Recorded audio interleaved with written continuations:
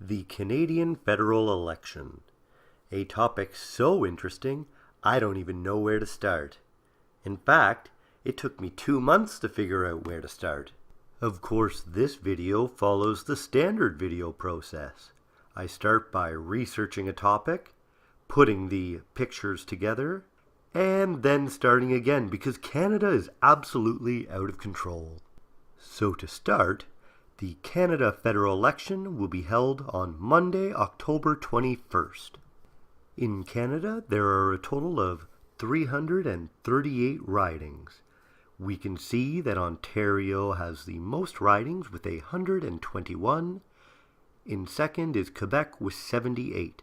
The other places of note are Alberta and British Columbia with a combined total of 76 ridings. While every province counts, let's be honest, they don't count as much. To figure out who our potential leaders are, we can head over to the CanadaGuide.com and we see Justin Trudeau, Andrew Scheer, Jagmeet Singh, and Mario Beaulieu. Now, if you remember, I said everything in Canada was crazy. And for that reason, we actually just need to do a bit of research to find the leader of the Bloc Québécois is Yves-François Blanchet, because the CanadaGuide.com is out of date.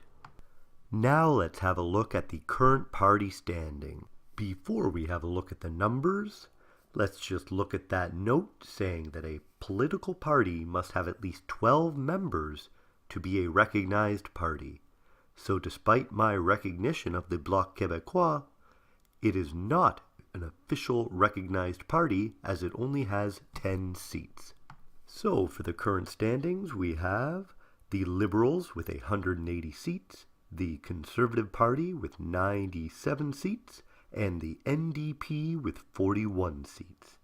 An important thing to consider is that the NDP is a left-leaning party and will generally vote alongside the Liberals. Now, although the CanadaGuide.com has shown itself to be unreliable, let's see what it has to say about each political party. The Liberal Party of Canada. They consider themselves fiscally responsible but socially progressive. And as I learned growing up, when someone uses the word but, you could ignore everything before it. Being progressive, they strongly support unrestricted abortion, LGBT rights, and high rates of immigration. And while they are not inclined towards big government, they oppose right-wingers who call for scaling back social programs such as universal health care and old age pensions. That's right, they're not pro-big government, they're anti-big government. Finally, they see it important to balance responsible economic development with strategies to combat climate change. Now that we know about the Liberals, let's figure out the Conservative Party. The Conservative Party favors low taxes, smaller, less intrusive government, a strong regime of law and order, a strong military, and respect for traditional values. Now let's take a quick detour to Google to see that a regime is 1. A government, especially authoritarian one, or 2. A system or planned way of doing things, especially one imposed from above. Interesting. While the remaining information primarily speaks about Andrew Scheer, he is the leader of the party. So we see that Andrew Scheer is an Orthodox conservative, he is a practicing Roman Catholic, and he holds traditionalist views on matters involving sex, gender, family, and human life. Next, the final recognized party is the NDP.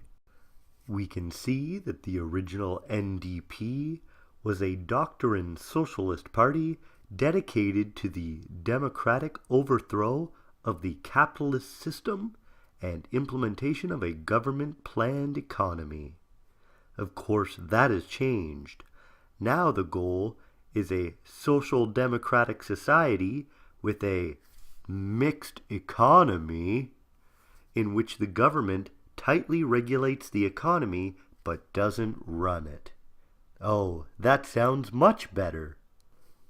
And we see, in terms of beliefs, the NDP are aggressive liberals.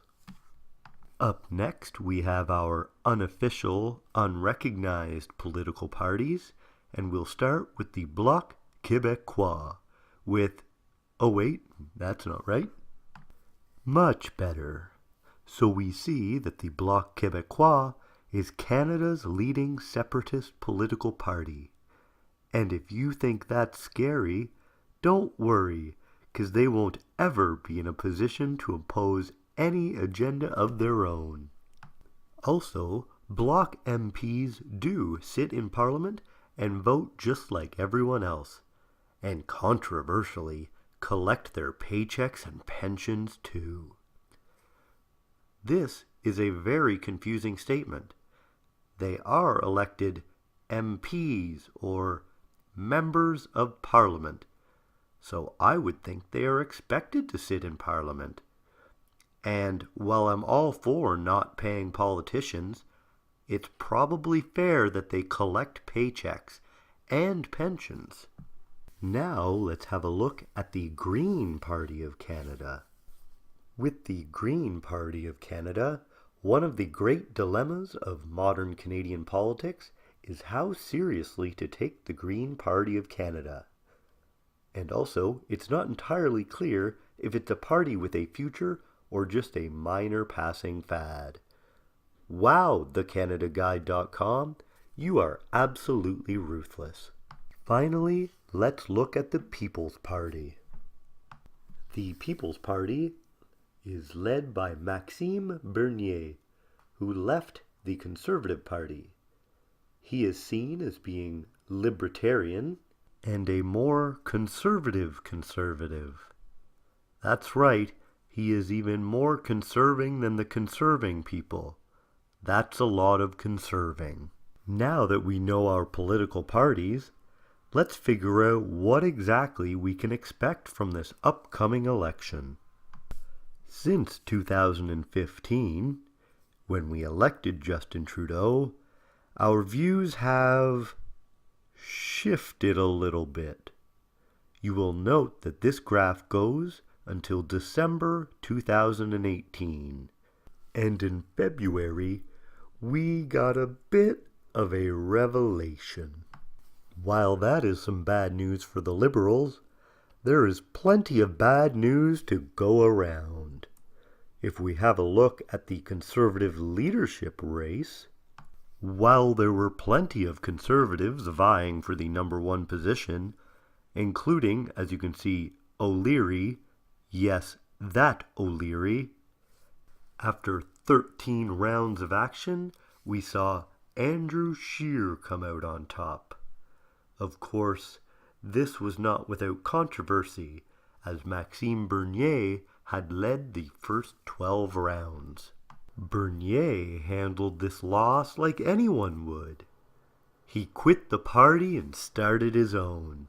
He has even taken to promoting himself largely online, including an appearance on the Rubin Report, which is on the YouTube, which all the new age kids are watching these days. Now that we're familiar with the leaders of the party, let's see what has gone on within the parties. Crossing the floor. When you show up to a party that's a little too tramp and you realize you're a bit more august. This list contains all of the members who have crossed the floor, so let's remove the members of Provincial Parliament. Perfect. And now we have our list. Wait, what's this? I took too long and there's been an update?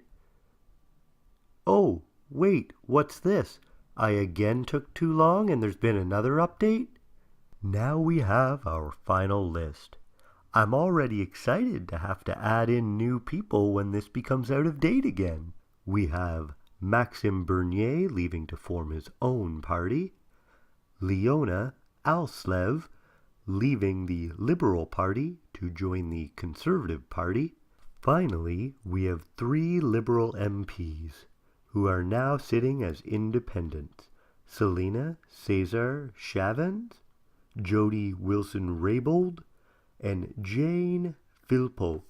So the Liberals come out at -4, the Conservatives have no change, the Independents get +3, and the People Party gets 1. Now that we have seen the provable change, let's get into some speculation. In Ontario, the province with the most ridings, in June of 2018, we saw Doug Ford become the Member of Provincial Parliament. This is Ontario's first Conservative MPP in 15 years. Of course, an individual voting for the Progressive Conservative Party does not necessarily mean they will vote for the Conservative Party. This may indicate a shift towards the Conservatives.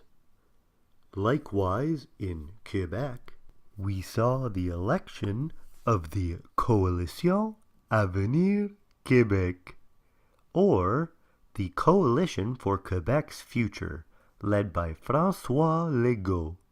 Formerly, the province was led by Philippe Couillard and Pauline Marois of the Liberal and Parti Québécois, respectively.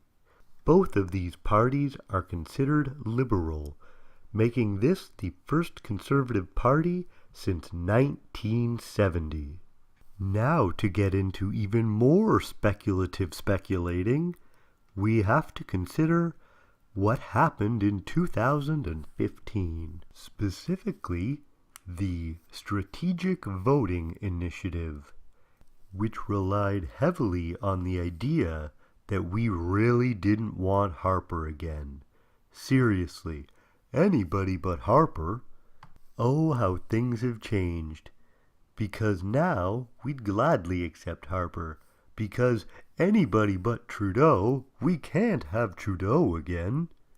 While youth voters tend to represent a shift to the left, and aging voters tend to shift towards the right, the group that we will be looking at are New Canadians.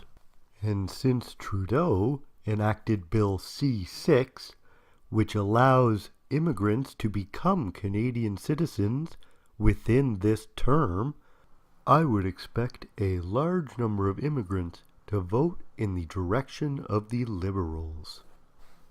So to summarize everything, despite Canada being a frozen tundra, we really seem to be bananas.